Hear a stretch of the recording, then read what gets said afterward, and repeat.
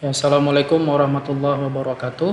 Saya akan menjelaskan sebuah sistem aplikasi yang sedang dibangun di SB Aceh, yaitu aplikasi SIM Asset.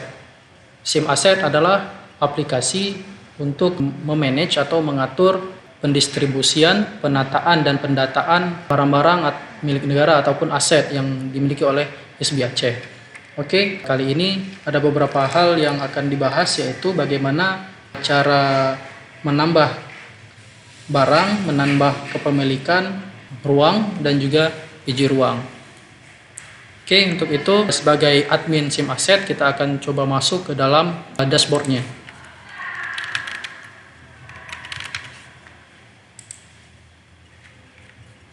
Oke, kawan-kawan, kita telah berhasil masuk ke dalam dashboard SIM Asset. Ya, kita bisa lihat di sini kita sudah bertindak sebagai admin di sini. Nah, dalam SIM Asset kita bisa lihat ada beberapa menu yang dapat kita akses, yaitu data kepemilikan, data barang, data ruang, dan PJ ruang. Oke, kita akan coba satu persatu melakukan input data untuk data kepemilikan, data barang, ruang, dan PJ ruang.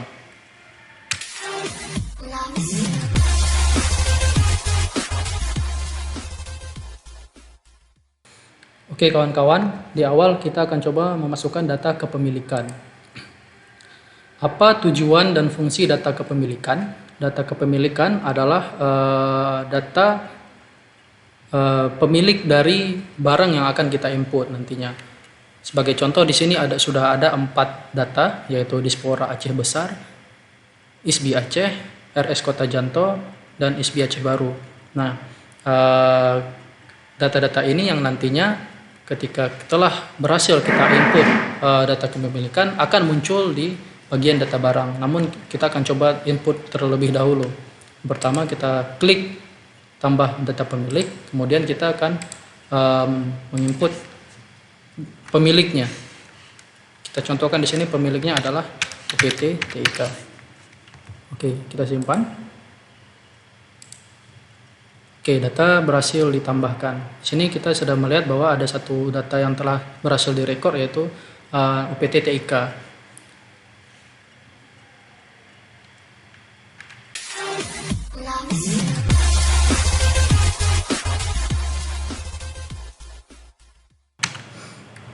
Oke, kawan-kawan, tadi kita telah berhasil menambahkan data kepemilikan, yaitu PT TIK di sini ya.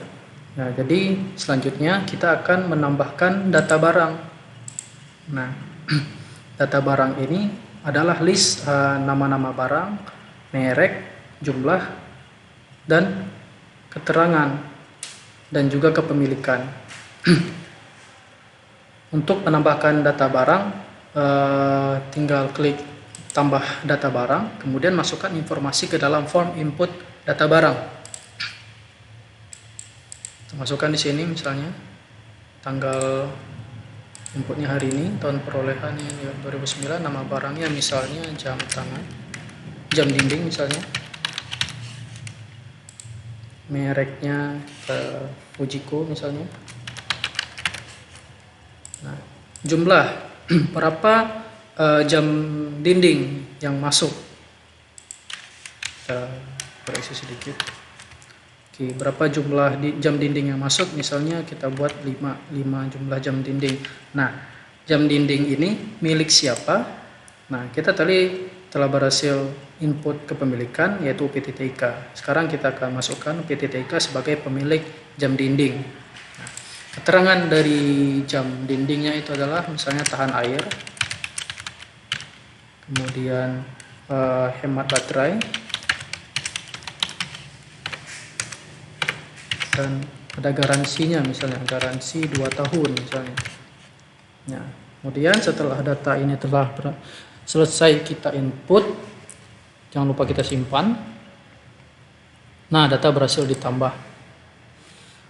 Nantinya data jam dinding akan masuk ke dalam list data barang. Kawan-kawan bisa melihat di list berdasarkan tahun perolehan misalnya, ataupun tanggal.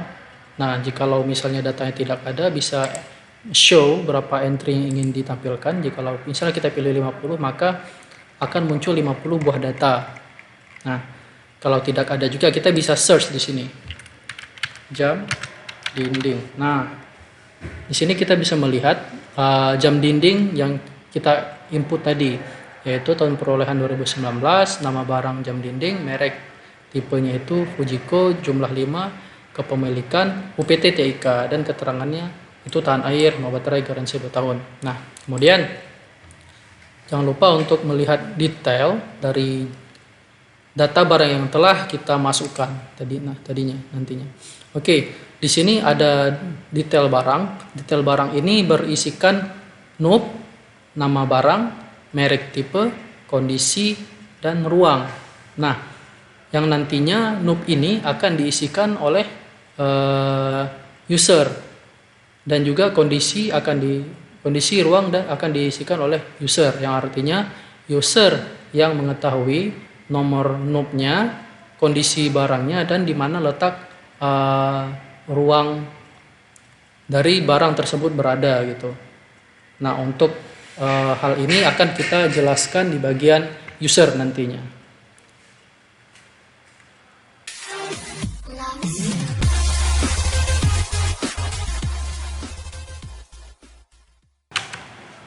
Oke, tadi kita telah berhasil menambahkan data barang. Selanjutnya, kita akan menambahkan data penanggung jawab ruang. Sama seperti data kepemilikan ataupun fungsinya itu, penanggung jawab ruang adalah orang yang bertanggung jawab pada suatu ruang tertentu, atau untuk hal ini kita sebut sebagai user. Di sini sudah ada beberapa user ataupun penanggung jawab ruang, PJ ruang, yang akan bertanggung jawab terhadap barang-barang di ruangan tertentu. Nah, di sini ada informasi NIK ataupun NIP, nama lengkap, nomor HP, dan alamat. Oke. Nah, untuk menambah penanggung jawab baru, kita tinggal menambahkan tambah data PJ ruang. Masukkan nomor karyawannya atau nomor induk pegawainya.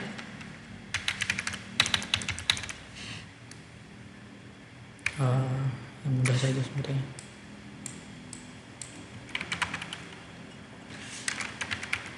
Oke, kemudian kita buat nama lengkapnya, misalnya Sulaiman.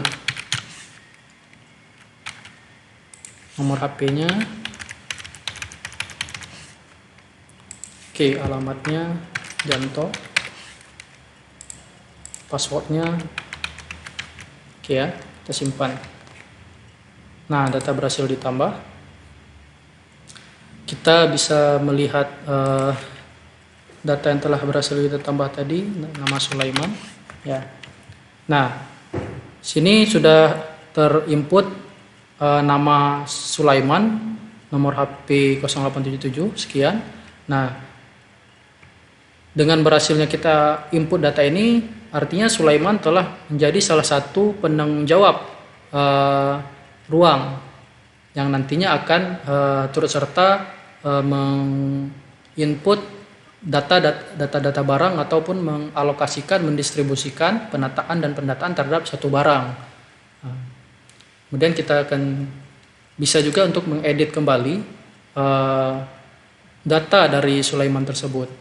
Apakah kita bisa mengubah password, mengubah alamat, nomor HP, dan lain-lain.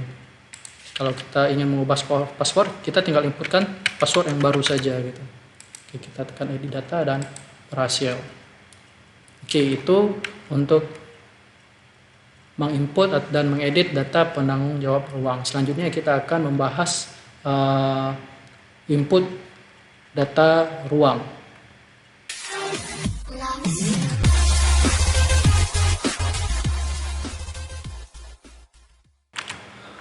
Oke, kali ini kita akan membahas input data ruang. Nah, input data ruang ini bisa kita dapatkan dari menu master data dan data ruang. Nah, sebelumnya kita berhasil mendapatkan PJ ruang. Menunya itu di master data PJ ruang.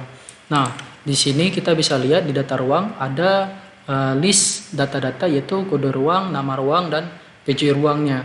Nah, disinilah kita perlunya tadi untuk menginput PJ ruang terlebih dahulu agar kita ketahui siapakah PJ ruang dalam ruang tertentu gitu. Oke, di sini kita akan coba tambah. Nah, kode ruangnya misalnya 105, nama ruangnya misalnya lab karya seni misalnya.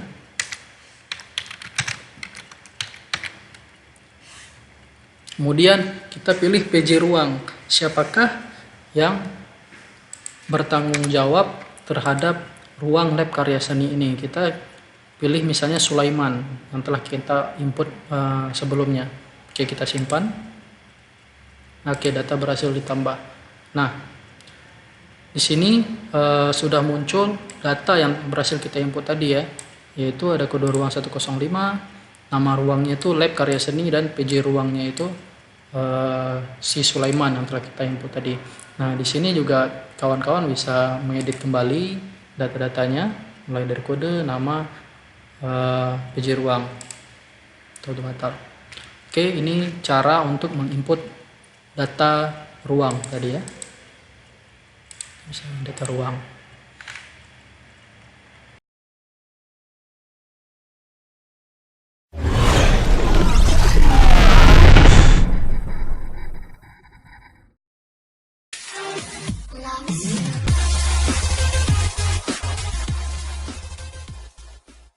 Data keseluruhannya yaitu data kepemilikan, data barang, data ruang, dan PJ ruang.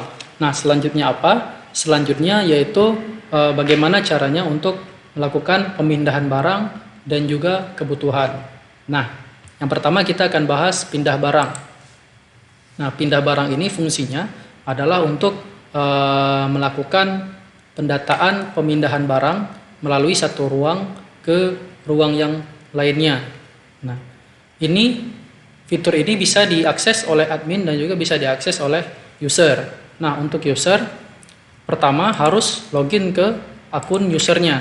Kita akan coba akun user yang telah kita input tadi. Kita tadi telah berhasil input Sulaiman. Ini adalah akun usernya.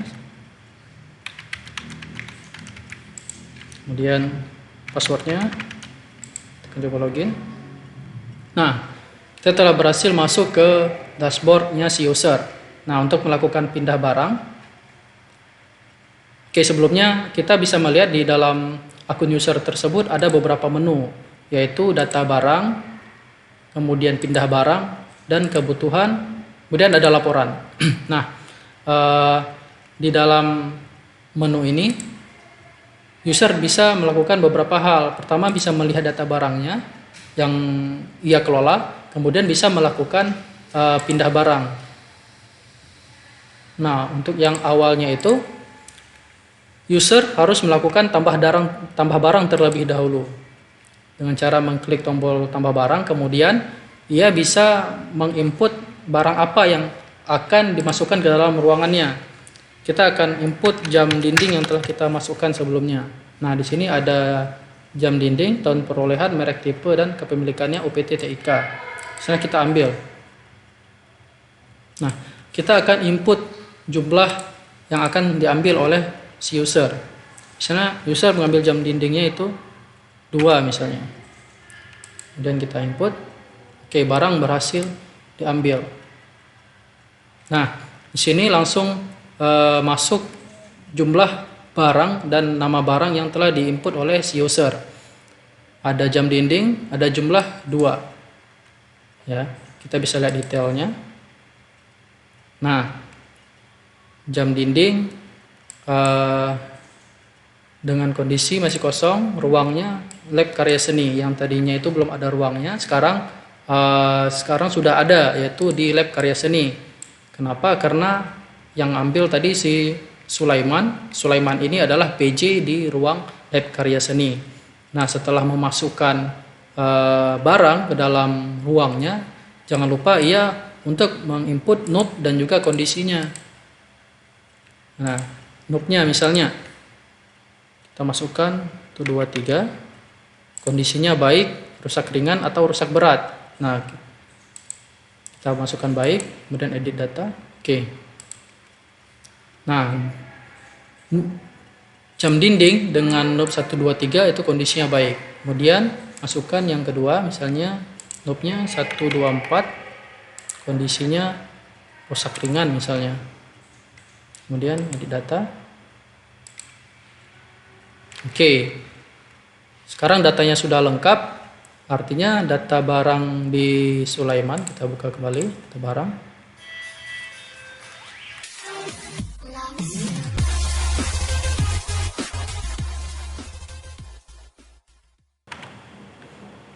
Oke, sekarang informasi dari seluruh data barangnya itu sudah lengkap, yaitu ada nama barang, knobnya sudah terisi, dan kondisinya juga sudah diketahui. Nah, sekarang selanjutnya user juga bisa mengakses pindah barang dengan cara mengklik menu pindah barang. Nah, di sini yang dilakukan oleh user adalah mengklik tambah data barang dan memilih barang apa yang akan dipindahkan. Nah, kebetulan di sini user punya barang jam dinding, ada jumlahnya 2. Nah, ia ingin salah satu dari jam dindingnya itu dipindahkan ke ruang yang lainnya. Nah, di sini ada informasi knob barangnya atau knob barangnya, nama barang, dan kondisinya. Jadi user ingin misalnya kondisi yang rusak ringan ini itu dipindahkan ke ruang yang lain, misalnya pilih. Nah, kemudian jangan lupa untuk input tanggal. Itu misalnya tanggal hari ini, itu tanggal 1 misalnya. Oke, pindah ke user harus memilih ke ruang mana akan dipindahkan. Misalnya ia akan dipindahkan ke ruang UPT TIK. Oke, klik pindah. Nah, data berhasil ditambah. Di sini sudah masuk satu record, yaitu barang jam dinding merek Fujiko jumlah 1, asal Lab Karya Seni, tujuan UPT TIK. Yang pemiliknya adalah UPT TIK juga. Oke, statusnya terkirim. Selanjutnya, apakah barang ini langsung terkirim? Itu tidak. Yang awalnya barangnya itu akan masuk ke admin. Informasi barangnya tersebut akan masuk ke akunnya admin terlebih dahulu untuk dikonfirmasi. Caranya itu admin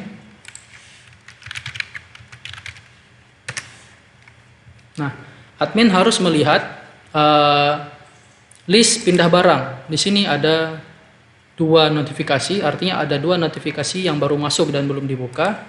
Nah, di sini ada keterangan jam dinding Fujiko sebanyak jumlah 1, asalnya Lab Karya Seni. Ini akan dipindahkan ke UPT TIK.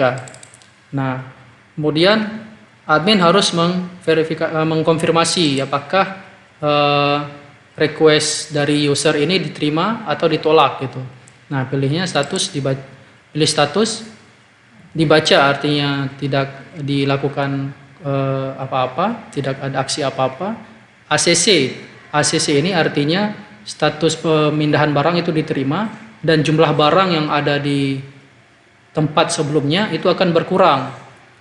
Kalau ditolak artinya request pemindahan barang itu ditolak dan jumlah barang yang ada di ruangan itu kembali seperti semula. Kita akan pilih ACC, kemudian edit. Nah, data berhasil diubah, artinya proses atau request pemindahan barang jam dinding dari ruangan 1, ruangan Lab Karya Seni sebelumnya itu ke UPTTK itu telah diverifikasi ataupun di ACC oleh admin. Nah, di sisi user Sulaiman kita bisa lihat data barang. Nah, masukkan kembali.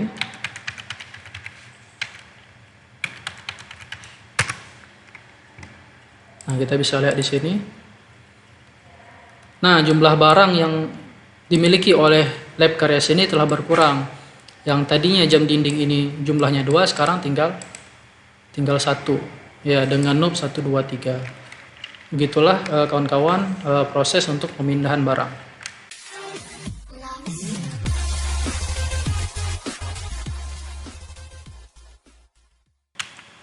Oke kawan-kawan, selanjutnya kita akan membahas tentang kebutuhan.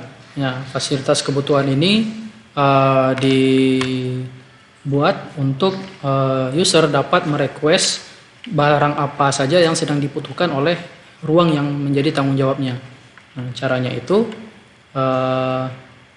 sini administrator, kita akan buka misalnya di Sulaiman ya.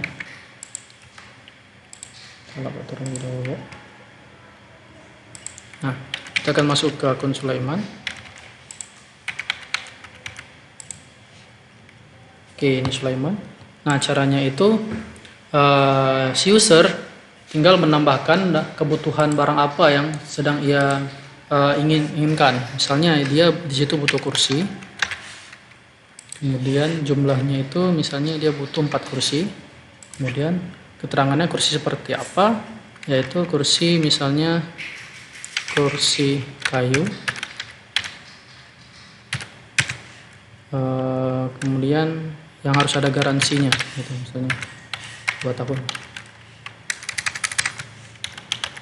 Nah, atau nanti user bisa mencoba mencari-cari di katalog produsen kursi dan dia bisa memasukkan spesifikasinya di dalam keterangan ini. Kemudian user simpan. Nah, selanjutnya request ini akan masuk ke dalam admin. Nah, kita refresh. Nah, di sini kita akan masuk ke dalam admin dulu.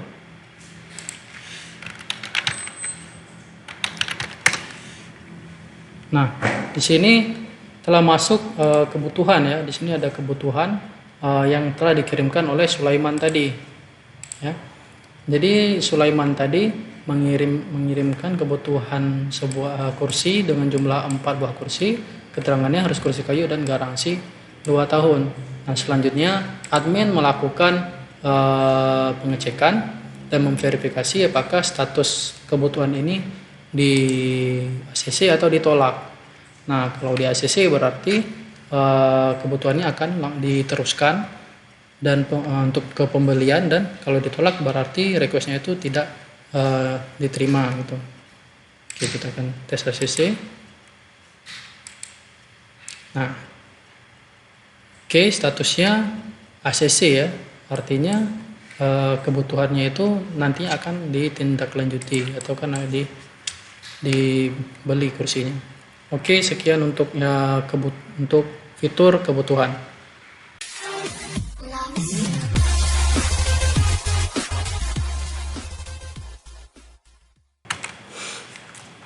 Oke kawan-kawan, laporan. Nah, di sini ada perbedaan antara laporan dari sisi admin dan laporan dari sisi user. Nah, kalau dari sisi admin itu terdapat ada laporan keseluruhan dan ada laporan ruangan. Yang pertama kita akan tes laporan keseluruhan. Nah, di sini terdapat tanggal. Jadi kita harus menginputkan tanggal laporan ataupun tanggal akhir batas laporan tersebut. Kita pilih tanggal 1 November misalnya, itu tanggal hari ini. Kita submit. Nah, di sini akan muncul data barang yang dimiliki hingga batas akhir tanggal laporan, itu tanggal 1 November. Kita akan lihat di sini terakhir ya, di sini ada 1 November. Kemudian user juga bisa mencetak laporan. Kemudian kita akan lihat di sini. Nah, di sini adalah data-data cetak laporan. Jadi user bisa mencetak laporan ini. Kemudian print out ya, langsung bisa memprint out laporannya. Kemudian ada laporan secara ruangan. Jadi admin bisa memilih tanggal berapa batas akhirnya, misalnya tanggal 1, kemudian pilih ruangan yang ia ingin cetak laporannya. Misalnya laporan dari UPT TIK tanggal 1, kemudian submit. Nah, akan muncul jumlah barang yang ada di ruang UPT TIK. dengan kondisinya juga tertera. Oke, itu untuk laporan dari sisi admin. Kalau dari sisi user, nah user sisi Sulaiman, dia bisa mencetak laporan berdasarkan data barang yang ada di ruangan dia. Nah, tinggal pilih tanggal dan submit. Nah, di sini. Jadi di laporan ini langsung tertera seluruh data barang yang terdapat di dalam ruangan si user. Nah, user juga bisa langsung mencetak laporannya di sini. Oke, seperti itu kawan-kawan untuk penggunaan fitur laporan yang ada di aplikasi SIM Asset. Nah, itu saja yang bisa disampaikan dari aplikasi SIM Asset ini. Terima kasih, semoga bermanfaat. Assalamualaikum warahmatullahi wabarakatuh.